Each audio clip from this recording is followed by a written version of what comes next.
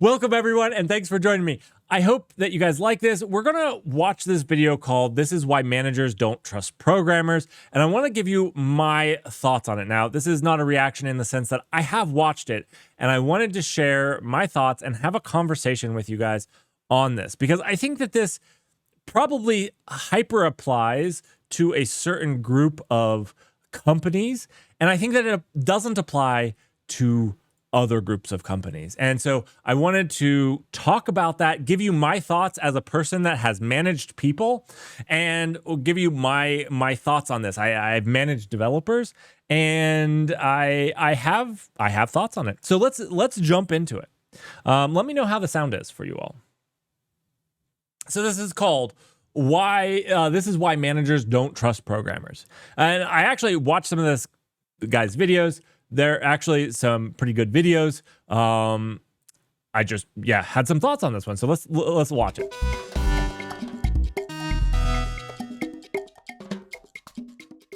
If you get paid to be a software engineer, you might think the main reason companies hire you is to write code. And that makes a lot of sense. It'd be a real problem if you can't write code at all, but that's not really what companies want you for. So in this episode, I'd like to share with you some of the harsh realities that I've learned about why, if you go about your career in that you basically act as though as long as you do a good job, you're going to get recognized, you're going to get rewarded. So this, I was thinking, like, I was really excited at this point because I was like, oh yeah, I look for you to be a problem solver. This is where like my mind went, like whatever it is, whether it's code, whether it's YAML, whether it's production, whatever it is, I was like, I could see where this is going. This is where my mind was going at this point. You might get really let down and really frustrated. And so I'd like to share some tips with you today that if you follow some of these techniques I'm going to give you will really help you move ahead of a lot of other developers. So what do companies really want? For the record, I do listen. This guy does not talk this fast naturally. Just so you all know, I listen to stuff at faster speeds. From programmers, what they most want is confidence. This right here is where I had my first knee-jerk reaction. Now, I start to understand why this guy is saying what he does, and I want to give you my thoughts and insights on why I think he came to that conclusion. So what do companies really want from programmers? What they most want is confidence.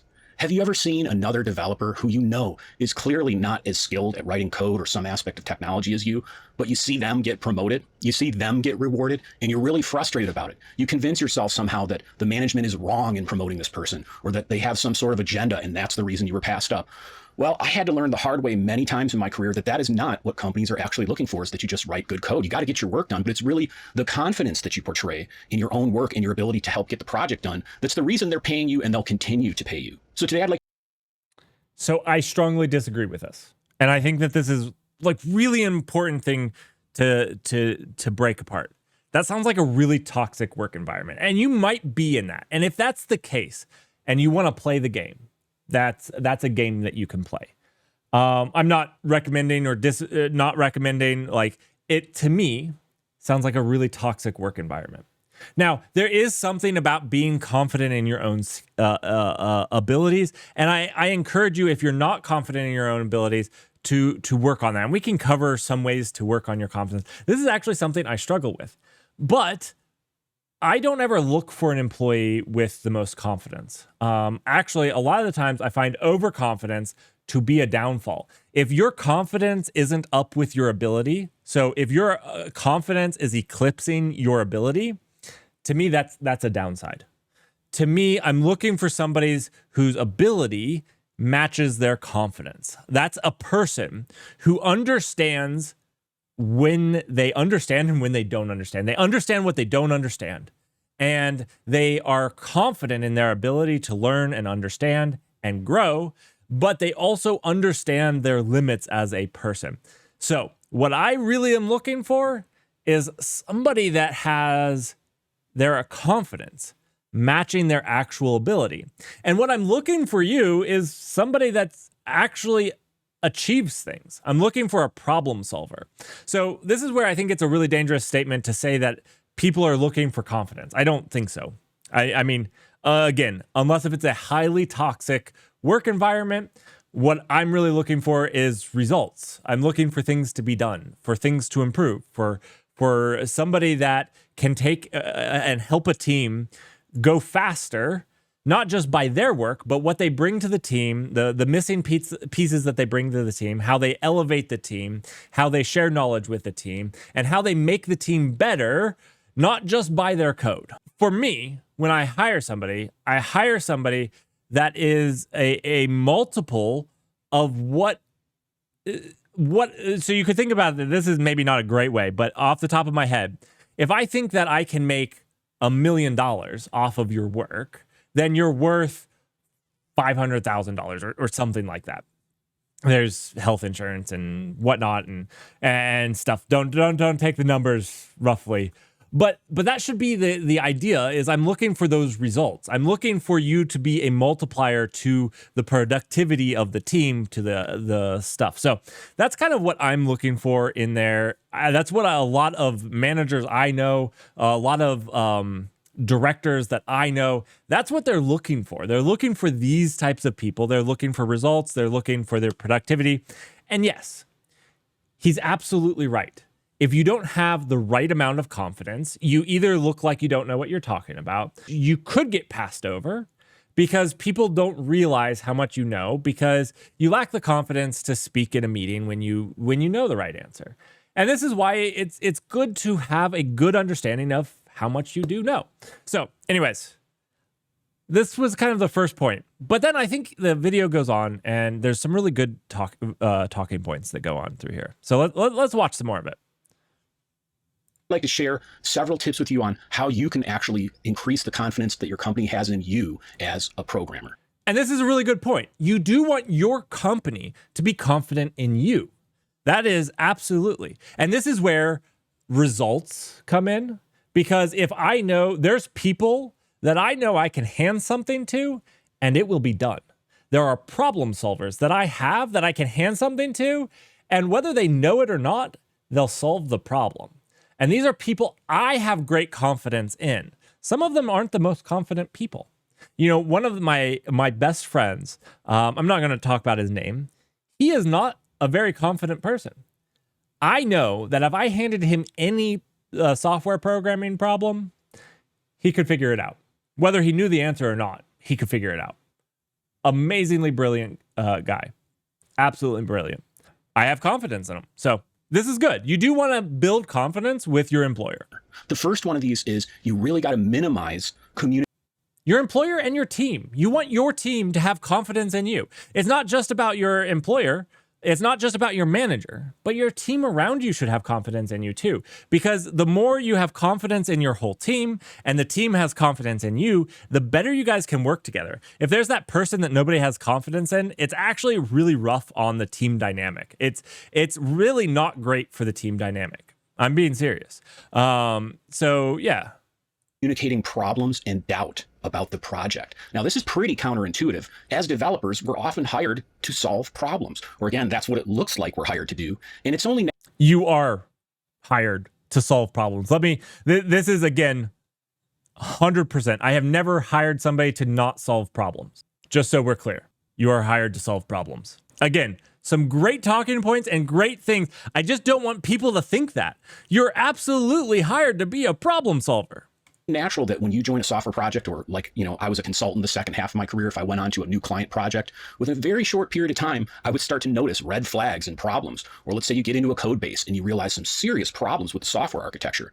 I would think earlier in my career that I should document all those, that I should share everything I find, and that somehow then management and other developers are going to look at me as more valuable because I'm finding the problems. And this is such a hard lesson I had to learn. It's just about human nature. It's about just the reality of how people are. If you share too many problems that you see with the software project, with someone's code, with, let's say, process or requirements or architecture at one time, it overwhelms people and it makes them look at you sort of as Debbie Downer. You're, you know, just a negative person that's constantly complaining about problems. So hear me here. This is subtle. I'm not telling you to. This is actually a really, really good point. Really, really good point. I actually want to draw out here something. Too often, there is somebody that comes into a new code base. So let's say this is the code base. And every code base has year-long technical issues that as the project has shifted. And if you come in and you whine about everything that you have no context on, and maybe some of them are things the team would love to change, you look like you're a whiner. And nobody likes working with a whiner who just wants to come in and say that everything is bad and terrible. And if they had been on the team prior to this, everything would be perfect. If you've been on a team and you've done enough projects, you know this is not true. It's just not true. And so this is a really good point that I love that he makes. You don't want to come across this way. This is really bad for your early career. It's really bad for how the morale of the team and the confidence the team has in you, because it shows a little bit of immaturity. So try not to do this. It doesn't mean that you don't try to fix some of these things. No. To avoid problems that you see and pretend they don't exist. It's actually really important that you are aware of problems. I mean, I think one of the reasons why we tend to over-communicate doubt and problems is because we're worried if we don't let management, or let's say other developers or product management or whoever, know that we found some problem. Well, once stuff hits the fan and the problem turns into a real problem, we're worried that we're going to get blamed. And that's a natural thing to worry about. You should still be aware of the problems that you encounter. But one of the biggest mistakes I made earlier in my career was just thinking that people were going to really value how much I raised doubt. If you think about, like, as a project manager, if you cast doubt on the way the project's being managed, requirements are being managed, testing is being done, you're kind of calling their baby ugly, so to speak. You're kind of sending a message to the management or the project management. You're not doing a good job. And that could be totally true. That you could be completely... You have an ugly baby. You have an ugly baby. Again, this is just... You don't want to be that. You don't want to be that. Some babies are ugly. It's okay. You're right. But you have to be patient and careful with how you actually communicate that. So I would really just suggest, if you see a lot of problems on your project, write them down, take note of them, and maybe pick one at a time. This goes into life, though. This is, again, if you come into something, let's say you joined a soccer team, and you came in and you're just like, I want to change everything, but because everything, you don't know the rest of the team. You're just an individual. This is really just, honestly, this isn't software engineering. This is life advice. If you whine about everything and don't have a solution, then that's a problem. I actually put these things that I wanted to talk about. Your deliverable is results.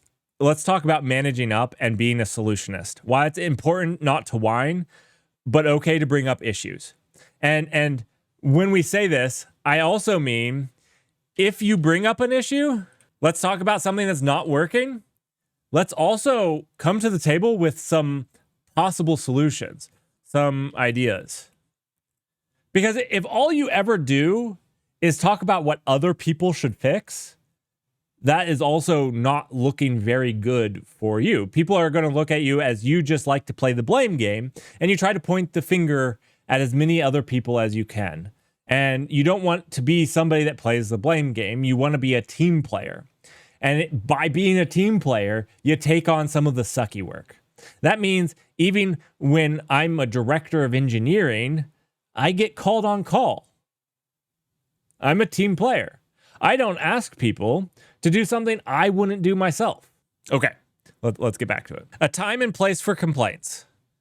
Pouring salt on a wound right after a system outage and during an ongoing issue is a really bad idea and bad impression for you. That's absolutely right. Whistleblowing kind of goes into this point about communicating doubt or issues with a project, but it's up to management to find a solution. Apollo, you could. I can tell you some of my best employees that I like are problem solvers. That means that they don't just whine about a problem. They also at least attempt to have some sort of solution. So if the team isn't gelling well, and I have somebody that just complains about everyone else on the team, or I have somebody that says, hey, I've noticed the team isn't gelling well, and I want to know what I can do to help. That's two different things. That's a person that wants to whine about everyone else, and that's another person that says, hey, I want to do what I can. You know what? What could I do in meetings? What could I do with myself? Because I'm not understanding why Dane is always upset at me. Or I've seen that Dane is upset at me, and he doesn't like any of my ideas, and I think it might be because I talk assertively. And so, I'm going to try to do this, and I didn't know if you had any ideas as well. Again, you're coming to the thing as a problem solver, You're coming not to whine about Dane never listening to you. You're asking, what can you do to help the solution? And that's it's a completely different way of coming at it. Instead of coming to your boss and being like, Dane he never likes what I do, and I'm just trying my best. And he's always angry at me. If you come and say, hey, I've been noticing that Dane treats me differently, and I didn't know if you had any ideas, but I wanted to know what I could do. What thing I can be a part of the solution to making this team work better together. I don't know if that makes sense, Apollo. And Dane is absolutely correct in this. And sorry, I was calling out Dane just because I know him well. So I pick on you if I know you well. Dane is absolutely correct. These aren't about software engineering. This is about life. I'm giving you life lessons. This goes with anything that you do in life, whether it's a soccer team, a baseball team, a football team, whether you're talking about your family. These are great ways to achieve things here. Maybe two, and communicate those to whoever needs to know about it, and just wait until that one issue is dealt with. Then raise some awareness of the next one. That's really going to fight against people, unfortunately, having low confidence in you, because they're kind of going to look at you like, how come everybody else on this project isn't raising all these problems and isn't saying they have all this doubt in the project, but you are? And again, you would think that people would see value in that, but I just had to learn the hard way. They don't. The second thing you can do to really increase management and the company's confidence in you is to repeat the desires of management in the same language that they use. This is actually a really good one, and it's really, really hard. This is really hard. This is something I struggle with today. I don't talk to executives like executives talk, and it's a problem. It's a problem on mine. I'm trying to learn it, but when I talk to executives, you have to talk to them in their language. And this goes for management. I'm sure that as I've done more management, that you have to talk to me slightly different. I'm still fairly technical. I can A-star search up there with the best of them. I can even sort a binary search tree. So there you go. But this is actually a really important thing, is because for your upper management to have confidence in you, you need to talk to them in a way they understand. So if you only talk to people in a way they don't understand, they won't have confidence in you. And this is a great takeaway. Honestly, when this is a really big deal. Let's see what he says on it, and then we can talk a little bit more on it. Learn this technique as a consultant, but let's say you're on a project, and in the Scrum meetings, you're always hearing people talk about making sure they satisfy the customer. Well, we got to satisfy the customer. Well, is that satisfying the customer? And you hear that phrase over and over again in Scrum meetings or status meetings or requirements meetings. If you start to use that same terminology, just say, oh yeah, I'm implementing this feature, to satisfy the customer, or well, I'm a little concerned about this one aspect. I don't think we fully understand it. Let's have a meeting to discuss it so that we make sure we satisfy the customer. You're going to build rapport with whoever you're reporting to, whoever needs to build confidence in you, because let's be honest, we're all a little bit narcissistic. Even if we don't have, full-blown NPD or narcissistic personality disorder, we all like to hear what we say repeated. We all like to see other people agree with us. And so if you kind of drop phrases that you're hearing your management use about the things they care about and about the things they're measured by and what's top of mind for them, they're going to kind of subconsciously see you as aligned with what they're looking to do. If you're in Microsoft and you're watching this, drop the word security. I've been thinking about security. I've been thinking about the security implications on here. It's going to go straight to your paycheck. And if at the end of the day, what's going to keep you employed and what's going to get you promoted and rewarded and recognized is that everybody has confidence in you, that's an easy thing you can do that'll really help. So he's correct. I mean, again, like I said, you want people to have confidence in you, but it's not the thing that you produce. Nobody builds confidence with me by producing confidence. Confidence is something that you do want people to have in you. For me, people, how they talk, making sure that they understand what I'm saying is something that happens. And that's like one of those, what is it when it's in the back of your mind?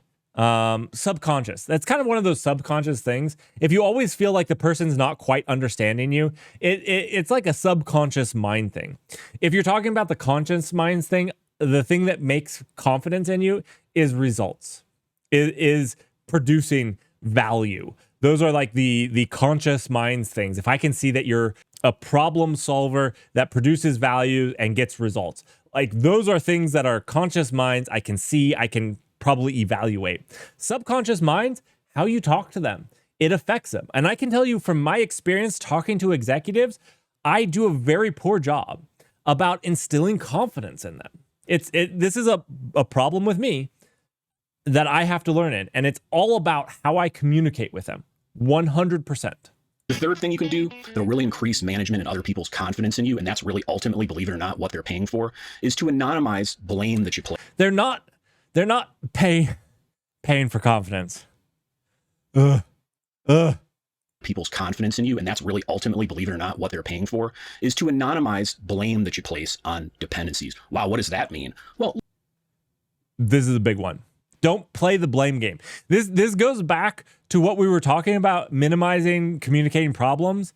You're not here to play the blame game. You're here to be a problem solver. You're here to solve a problem and to make problems better, not complain about them.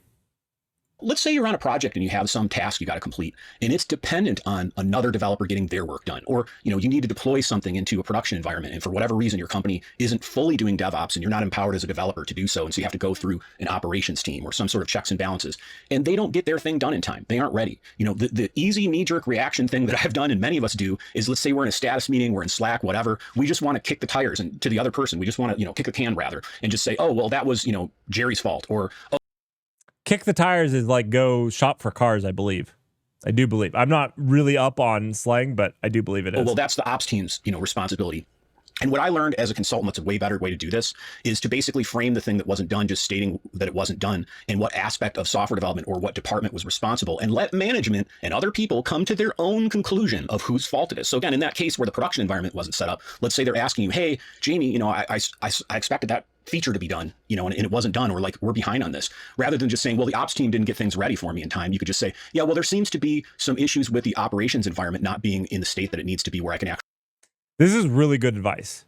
I really like this. That feature to be done, and it wasn't done, or like, we're behind on this. Rather than just saying, well, the ops team didn't get things ready for me in time, you could just say, yeah, well, there seems to be some issues with the operations environment not being in the state that it needs to be where I can actually deploy it yet.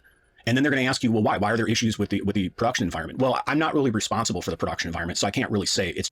I don't have access to the production environment. My devs don't have access to the production environment, and that's fine. They shouldn't.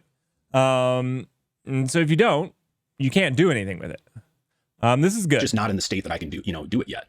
They're going to go, well, as soon as you say that, they're going to think in the back of their mind, well, wait a minute, Jamie's not actually responsible for operations. Who is? Oh, Bob or Jerry or Mary or whoever the other person is, and they're going to get off your case and go talk to that person. But the reason why I recommend that you do this is, again, if you want to build confidence, one of the things that I think can cause you to lose confidence with your management and other people is if they're worried that you're constantly blame shifting, meaning you're shifting the blame for things that you're responsible for on other people. Now, here's the thing. A lot of times other people are to blame. I'm talking about real situations where you're dependent on another team to deliver something. They don't, and therefore you can't complete your task. But if you want to fight against that part of all of us who, if we hear, reasons from other people that are valid over and over again, we start to think they're excuses, even though they're not. It's just natural. We start to think, man, every time I ask this person something, they've got an excuse, even though it could be perfectly valid. Anonymizing who the dependency is, letting them come to their own conclusion. Dutch, I always tell my teammates not to be defensive in meetings. Take responsibility and tell them that you'll fix it. Absolutely. Absolutely. Take responsibility. This goes back to, Dutch, my statement of being a problem solver, not playing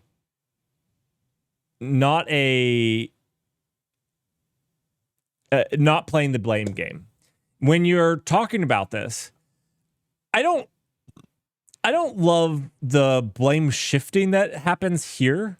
I'm not quite sure. I was listening. I wasn't quite sure exactly what he was meaning on that, because it almost felt like he was still doing it in the end.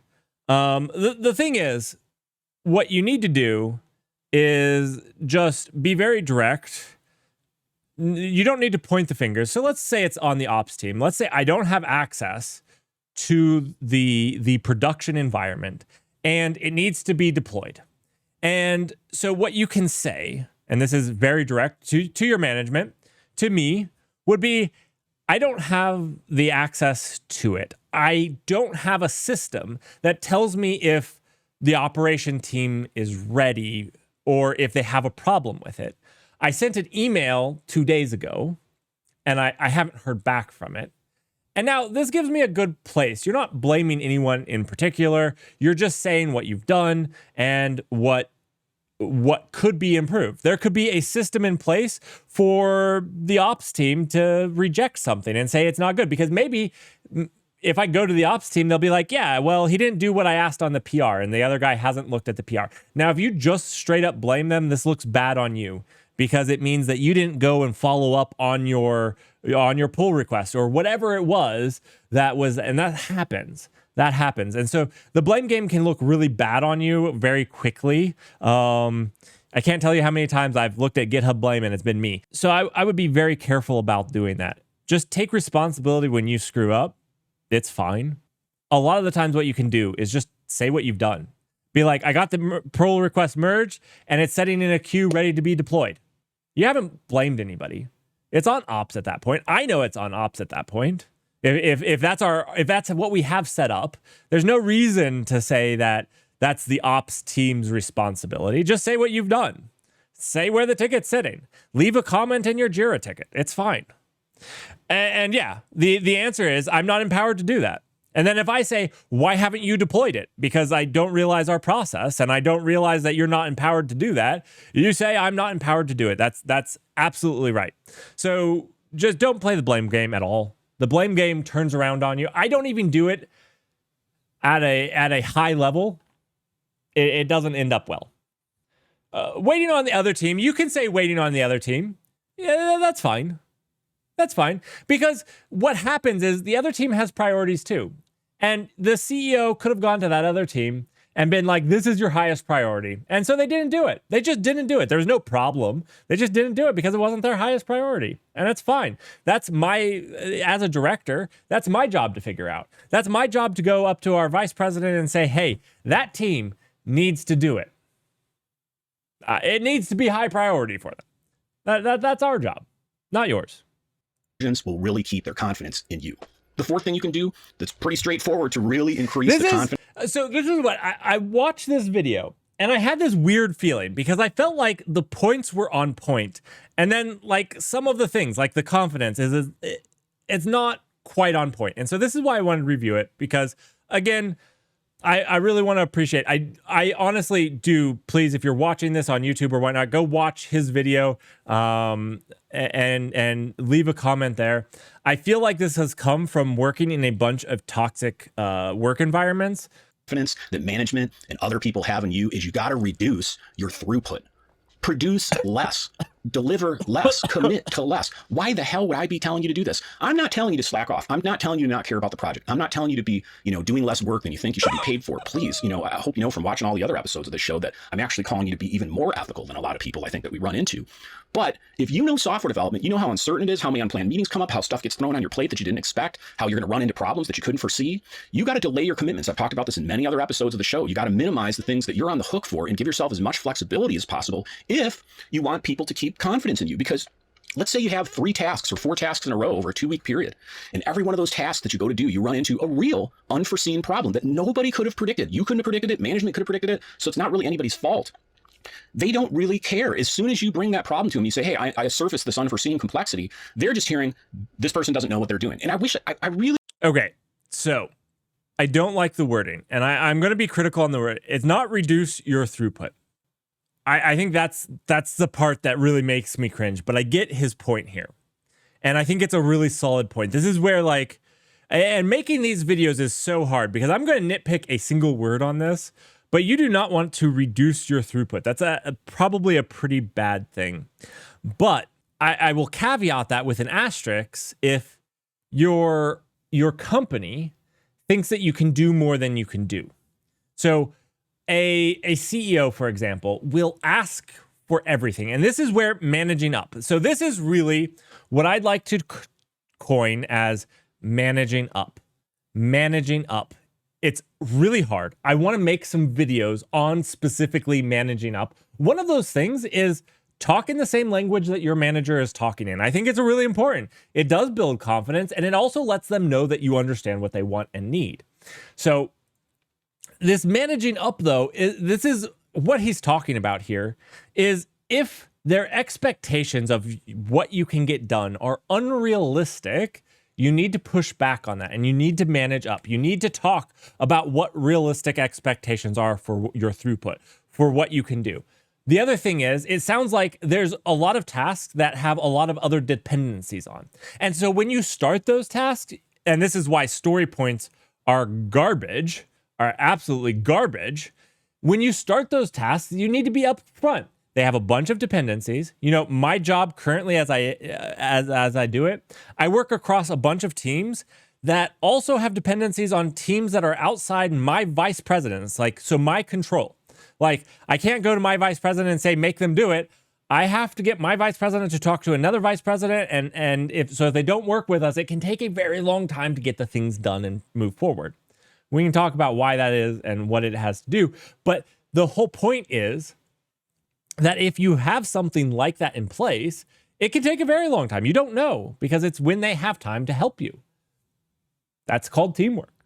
Now, I don't want you to, and this is where, like, I think the statement reduce your throughput is more about manage your throughput. Manage your throughput and manage up. Ensure that your manager, whoever manages you, knows the amount of work that you're doing, knows the roadblocks that you're hitting, knows all of those things, okay? What I will be upset about is if I come to you in 2 weeks and you're like, oh yeah, they still haven't responded to my email.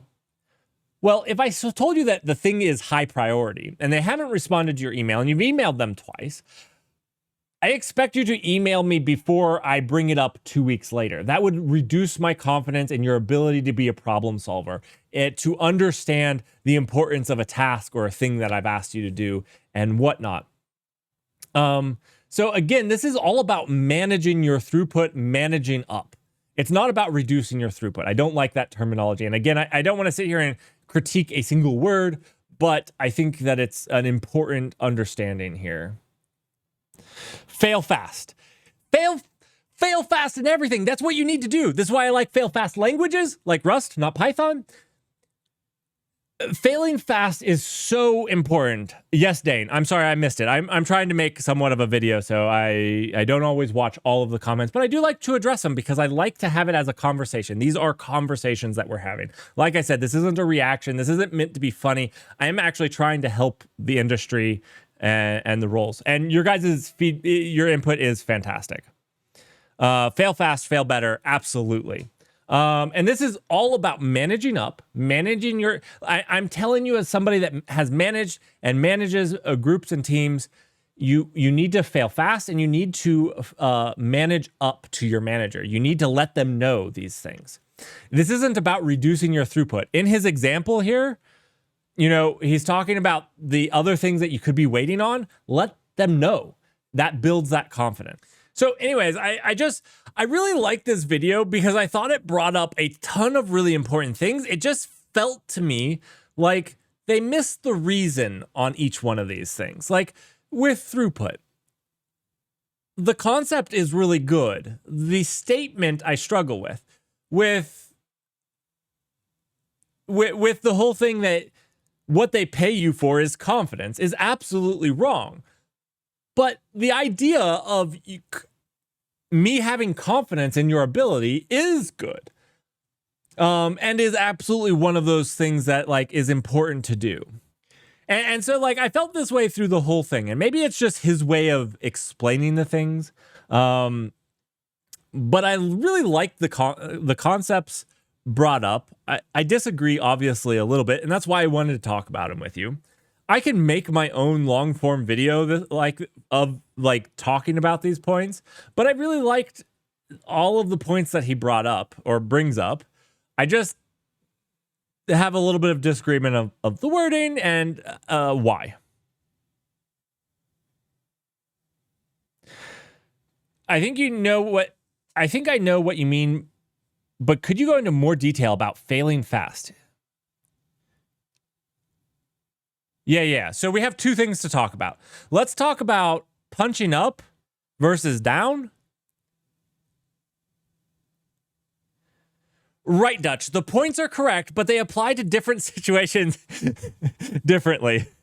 It was a weird video for me to watch, but let's talk about these two topics. We have this and fail fast.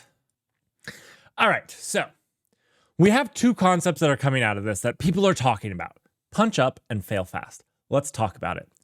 What is punch up versus punch down? Punch down is so let me I wasn't thinking about this, but so this basically goes back to the blame game. You're never wanting to blame people that are down or punch down. You're always wanting to punch up towards your management. If there's somebody to get upset with or whatnot, you always want to be doing it to somebody above you, not below you. If it's below you, they have no way to retaliate. And if it's above you, obviously they're above you. They can retaliate very, very well. And so you're not taking advantage of somebody that's below you, basically is the concept here. Now, I would be very careful with this. I say manage up because punching up is a very dangerous game to play, because you're punching up to people that you have no real power over. So, but you do it when you have to do it. I have done this. Again, like I said, it's one of those things that you use sparingly. And if you know what, if one of my teams fails, when I talk to the upper management, when I talk to the C-suite about it, it's my failure. So we had an incident a couple months ago. Not one person's name was mentioned in the C-suite report. Only I was there. Wasn't even about a specific team. I could have called out a team if I wanted to. I didn't. It was a process failure. That's fine. We moved on. It's better. I don't punch down, though. Punching down would be like, it was this team and specifically this person on that team, not this person. That would be punching down, and that's not needed. Oh, it's the worst. I get to take zero credit and all the blame. It's amazing because when the team does something well, you call them out. You said this team, maybe this person did something amazing. And you move on. Anyways, now let's talk about fail fast. Why am I talking about fail fast when he's talking about reducing your throughput? Well, the example he gave for reduced throughput was because external dependencies or things came up that stopped you from doing it. The problem here is he wasn't managing up. Stuff is going to happen. Stuff is always going to. Your dog died. Your child got type 1 diabetes. You crashed your car. These are things outside of work, but will have an effect no matter what they want to think or say.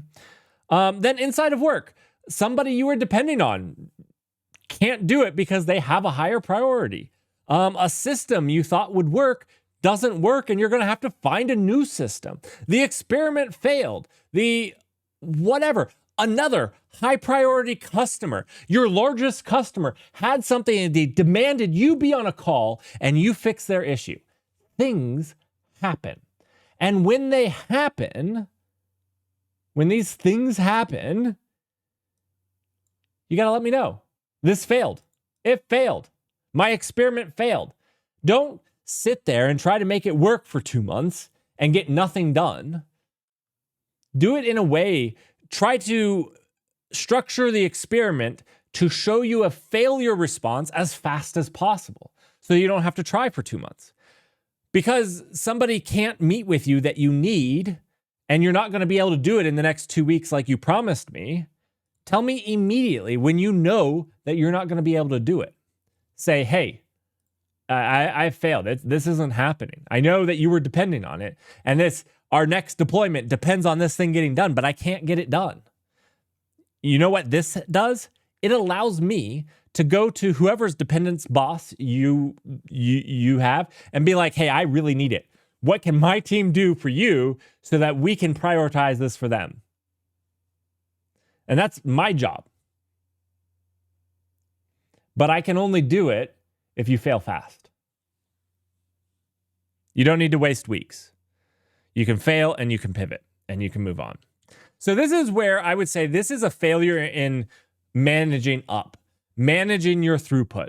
It's not reduce your throughput. Don't do that. That's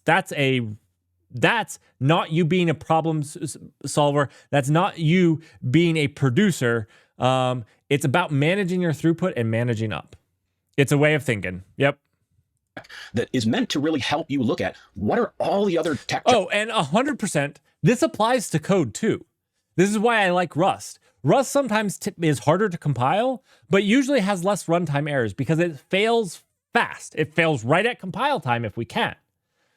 And then a lot of the times you'll see me do stuff like this. You'll see me do, let's get actually to some code. You'll see me do something like this, where I do like if this, and instead of printing here, I do something like return. And we have all of this here, but I'm saying no. If it's not right here, we're done. There's no reason to continue on. No reason to move forward. This can go with your testing. This can go with a lot of things. Fail fast is a good thing to do. Job roles. Would I maybe be a better fit for one? Or is it time for me to get into management or leadership or become a consultant or become an entrepreneur? So, I'm going to finish the points here in a second, but I just want to mention, if any of this frustrates you, if any of this you I should become a consultant because I hate consultants. listen to and you're pissed off, you don't have to stay stuck doing what you're doing. There may be something out there that's a better fit for you. The fifth thing you can do that'll really increase the... I think I would be a terrible consultant. I'm just going to throw that out there. Confidence in you from management and everybody else is to elevate and recognize and praise your coworkers. I see so few individual contributors do this, people who are really strong, let's say senior engineers, and they wonder, how come I never move ahead? Well, here's the thing you got to think about. When people get promoted or people move into management, they're thinking, do I want to promote somebody who is never going to recognize my accomplishments? Do I want to give somebody more visibility in the company who's going to only be out for themselves and isn't going to care about all the hard work I do? And if they see that in you, that you always just talk about what you got done and what you completed and how much hard work you're doing, subconsciously, again, the management, the project manager, the scrum master, the VP, whoever's possibly responsible for helping move you ahead in your career, they're thinking in the back of their mind, they may not even realize it, that they're threatened a little bit by you. They're like, I don't want to promote someone who I have to worry about competing against. So if you really want to build confidence. Again, this sounds like toxic workplace. It's not a competition. I don't promote people because they praise other. This is like really weird because again, in you from management and everybody else is to elevate and yes, elevate your coworkers 100%, but not for a promotion, not because I think that if you don't elevate your coworkers, you're a threat to my job. That's ridiculous. Elevate your coworkers because you're a team player. Because when you recognize good work your team members have done, you work better with them. 100%.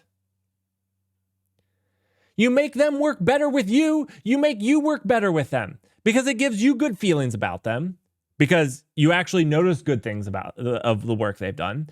But on top of that, they work better with you because they're like, this guy has praised me publicly in a meeting of something that I did. He's such a nice guy, such a nice gal, whatever. It's amazing. You're a team player. And I might promote you because then I'm like, this person actually is seeing what other people's doing and is actually calling out the good things instead of just seeing the negatives. They're actually being a team player. Yeah, I might promote you off of that, but not because I thought I was, you were going to compete with me. Trust me, you can't compete with me. I'm a whole level of crazy you can't compete with. Well, it's a good thing that you can't compete with me. But this is where, like, again, all of these things feel like a really, like he's just worked in really toxic work environment. And if you're in a really toxic work environment, this may be true. I've never actually worked with somebody that wouldn't have hired me because they thought I was competing with them. This applies to your day. You go and you walk in and you're like, wow, Dutch, your eyebrows look amazing today. And he's just going to smile. He's literally going to smile. There's nothing else to do when you walk in and just if you really want to do it, just compliment the left eyebrow. Just pick one. Wow, your left eyebrow looks really amazing today. You have really nice shoes. Where did you get them? Yeah. Honestly, if you didn't get a job because they're scared of you, you dodged a bullet. Again, do elevate your coworkers. It's teamwork. You're part of a team. And this is one of the ways you show it. And we can even tie it back to what he said. You're having confidence. I have confidence that you're a team player. And that's important. So that's good. The sixth thing you can do that'll really increase confidence in you if you want to be seen as a really valuable member of your team and you're a software developer is to over-communicate status. Now, I know one of the number one things that engineers hate in this industry is daily stand-up meetings or daily scrums or, whatever you want to call them. And some people on Kanban teams do them too. But, the idea of getting into a room where everybody has to say what they're working on, what they're going to work on next time. Remember, the whole purpose of the daily scrum, I talked about this in a video like 3 years ago, was really just to get developers together. So they made sure they talked if they weren't in the same physical area and they were able to just raise issues. It is turned instead into a glorified status meeting. It's just a way to let project management know you're working and you're getting stuff done. That was not the purpose of it. But if you want to build confidence in people, you have to give them the feeling that you are making progress. And I think one of the things that's happened because of daily stand-ups and daily scrum meetings is management often looks at developers as though the only time the developers are willing to really be held accountable or talk about what they're doing is in the daily stand-up meeting. And if you've been in a team that does this, the daily stand-up meetings, the daily scrums, it can be really tough every day to try to think of, oh gosh, how do I communicate what I did this week? But one of the things I think a lot of people don't realize is if you really want to get recognized, if you really want to get rewarded, if you want to move ahead, one of the best things you can do is send out, let's say, a status report, just a simple Google Doc every Friday, let's say, or every Wednesday, whenever it makes sense for you, where you just give whoever you're personally responsible to some sort of highlights of the issue. Maybe, again, not too many problems. I talked about that in point one, but maybe one of the biggest issues that's on the project, if it's still an issue, or, talk about major accomplishments that you've completed when they haven't even asked for it. Now, again, I wouldn't say you have to do this with every person that you report to, but if you have a difficult relationship with a manager or a project manager. I don't know what I feel about this when this over communicate status. I think this partially goes back to managing up, making sure that your manager understands. You don't need to think about your manager's manager. You don't need to think about the CTO in my company because you have me. You have to worry about me because my CTO, if I've done my job right, only knows your name based off of your accomplishments, nothing else. So it's really important to make sure that you're doing this management up. This over communicate status, I don't like stand-ups because of this. I actually think that over communicating status can actually make it not impactful. It's actually why I don't like the daily stand-ups. I like, and this is actually something I hinted at in my Scrum video, is in Scrum, it feels like this constant sprint to the next thing. And what you really want to do is get a chunk of work done and look back and be like, wow, look at this chunk of work we did. That's amazing. That's awesome. We got this new feature out and it was a lot of effort and it was a lot of work and we did it. And that's what you want to see because then you feel accomplished. Your team feels accomplished. You feel accomplished. And so that's what I want our teams to focus on. And that's like the status that matters. What you did yesterday, I don't really care. I don't care. Obviously, I do care a little bit that you're making progress.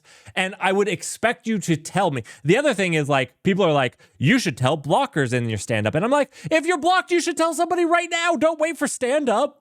If you get blocked half an hour after stand-up, do you just stop? Hopefully not. That's atrocious.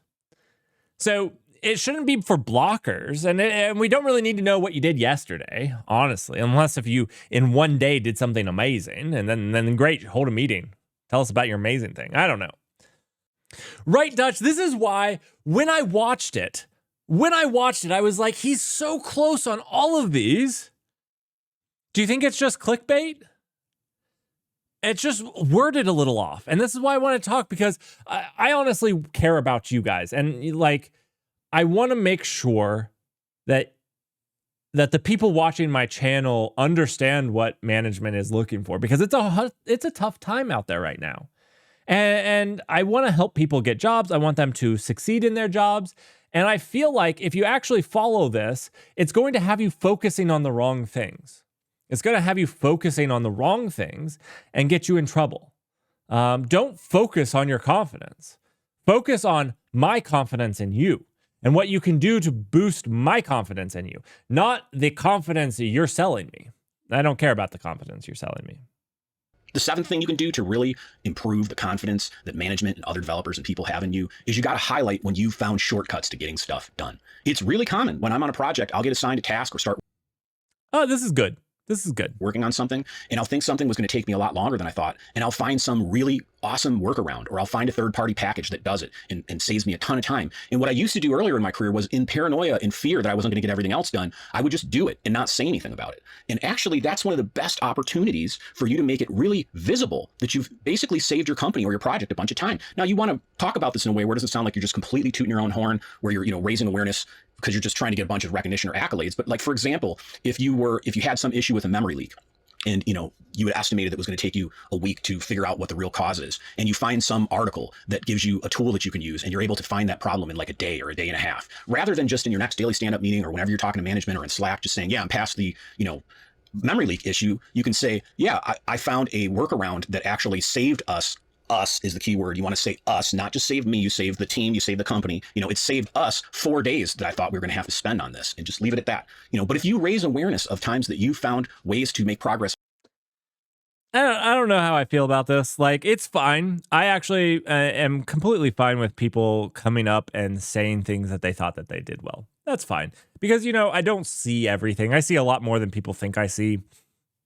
But I don't see everything. And so it's great. I like to see some people, talk about some of the things and specifically share knowledge. In this, the bigger thing that I would have taken from this is like, don't toot your horn about it, but share it, because you're like, hey, if we're ever doing this, I found Valgrind, or I found XYZ to help me find memory leaks. I found this tool and I think it's really valuable. Here's the documentation, and I made a little bit of a wiki page on how I solved this in the ticket, or whatnot.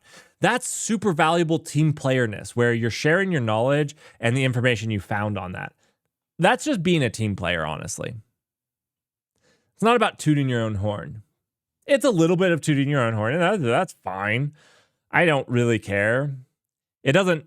Yeah. Faster. Remember, a lot of management and engineering leadership, they do the best they can, but they're under a lot of pressure. They're feeling a lot of anxiety. They're feeling that they need to rush and get stuff to market as fast as possible. So you can kind of tap into that and build more confidence in yourself if you let people know when you found ways to get stuff done quicker. And the final way that you can really increase the confidence that management and other developers and people have in you on your project is if you document verbal decisions. Now, this isn't just developers. This is something that I push for no matter what, is to have concrete written decisions.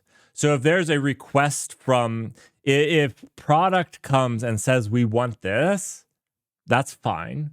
We can have a conversation about it, but I also need it to be documented. I need it to be documented because then we can come back. We can say we had this conversation, we have this document, and we all agree on this document, that it's clear enough, that it's whatnot. So if anybody comes back and says, this isn't what I wanted, we can go back to the document and be like, well, this is what we agreed on. This is called covering your butt. You know what? If there is a verbal agreement in a meeting and somebody's not taking notes and you don't get that, what I tell people to do, and if I do this, because, we'll be talking to a dev and I'll be like, oh yeah, that's fine.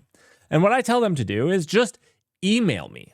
Just email and be like, hey, we were in that meeting and we agreed on this. I just want to make sure, I wrote it up, and I want to make sure that that's what you thought we agreed on. Cool. I'll email back and be like, sure, that's what it was. Or no, that's not what it was. Don't do that.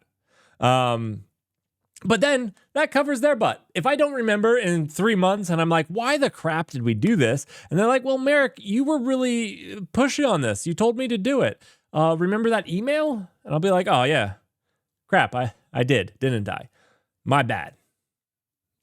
This has saved me many a times. What I mean by this is, and I learned this in consulting, let's say you find a real big problem on the project, or you have a real strong opinion of a direction that the company should go. And you've not been, doing what I recommended against in step one or tip one of the video today, which is you're not just, spamming people with problems every day.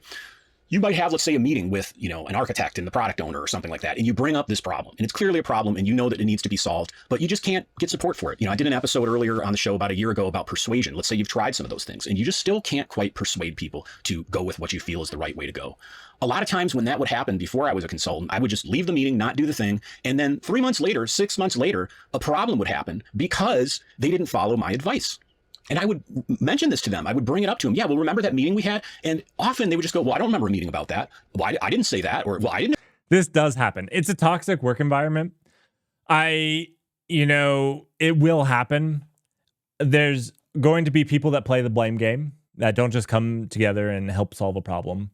And so for some of these, when people tell you not to do what you think is the right, make sure that you understand. But this goes to more than just this example. It's about clear communication and understanding that you know where you're shooting towards. This goes to another reason I don't love Scrum. And I think that I'm falling away from love of Agile is people use Agile to basically continuously rewrite where you're going. You're continuously trying to change where you're going. And so then, like, what is your goal? Where are you going becomes really difficult to understand, because I've seen this in a lot of projects. It's always changing directions. And this is bad. This is really, really bad. You want to have some North Star, well documented, documented is the word I'm going with that. Very well documented, and you want to be headed towards this. You want to be following this line. Now, this line might go something like this. We might. Can I add another dot? Can I? No. Well, that's it might not go perfectly there. It might look something like this.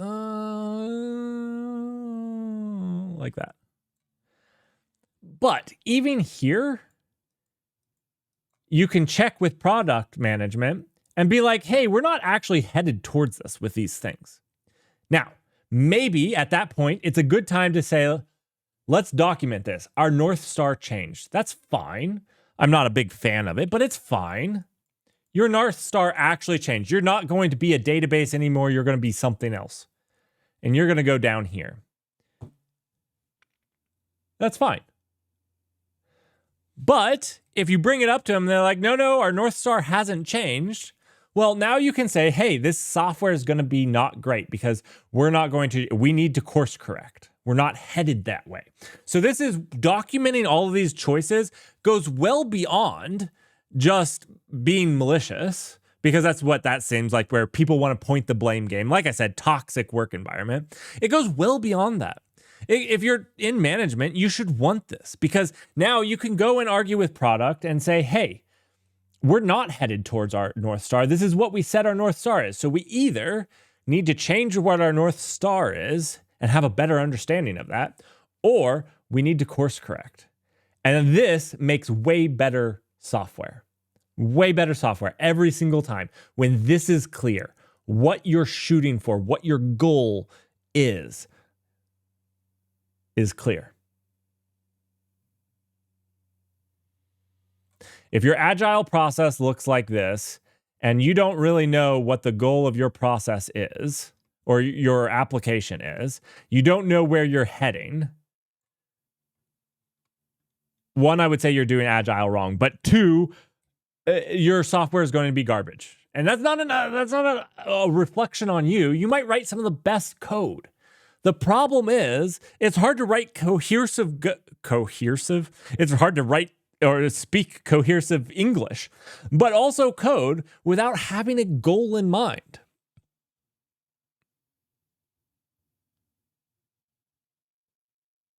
I'm sorry, Dutch.